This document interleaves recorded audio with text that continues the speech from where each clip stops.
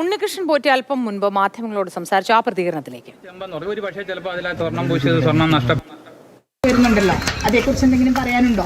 എനിക്ക് തന്ന ഡോക്യുമെന്റ് ചെമ്പെന്നാണ്, മഹസ്തറിനകത്തും അതാണ് രേഖപ്പെടുത്തിയിരിക്കുന്നത്. ഇപ്പം ഞാനൊരു സാധനം തരുമ്പോൾ എനിക്ക് തന്നിരിക്കുന്നതിനെ അടിസ്ഥാനപ്പെടുത്തിയല്ലേ എനിക്ക് പറയാൻ കഴിയുള്ളൂ.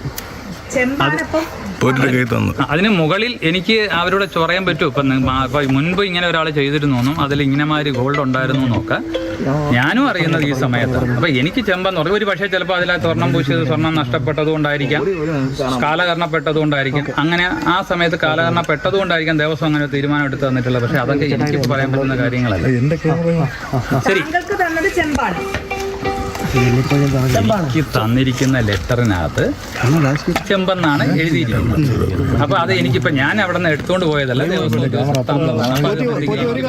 തന്നിരിക്കുന്ന ലെറ്ററിനകത്ത് അതായിരുന്നു. പിന്നെ ബൈലോയ്ക്കകത്തുള്ള ബാക്കി നിയമവശങ്ങൾ എനിക്ക് അറിയില്ല, അതിന്റെ വീഴ്ച, അതായത് ഞാൻ തന്നെ കൊണ്ടുപോയി എന്നുള്ളതൊക്കെ. പിന്നെ മെയിൻ്റെനൻസ് വർക്കും കൂടെ എഴുതിയിരിക്കുന്നതുകൊണ്ട് ആ മെയിൻ്റെനൻസിന്റെ വർക്കിന്റെ കാലതാമസം വന്നു.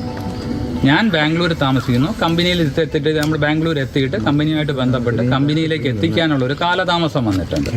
അത് ഈ പറയുന്ന മാതിരി 39 ദിവസമൊന്നുമില്ല, അതൊരു വീക്കെൻഡിന്റെ വ്യത്യാസം മാത്രമേ ഉള്ളൂ.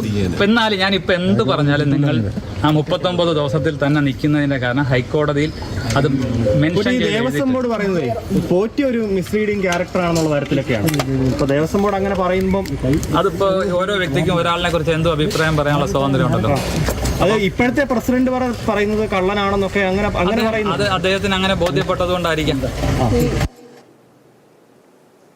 ഉണ്ണികൃഷ്ണൻ പോറ്റിയാണ് മാധ്യമങ്ങളോട് സംസാരിച്ചത്. എനിക്ക് തന്ന രേഖകളിൽ ചെമ്പ് എന്നാണ് രേഖപ്പെടുത്തിയിട്ടുള്ളത്. അത് പ്രത്യേകം നമ്മൾ ശ്രദ്ധിക്കേണ്ടതുണ്ട്.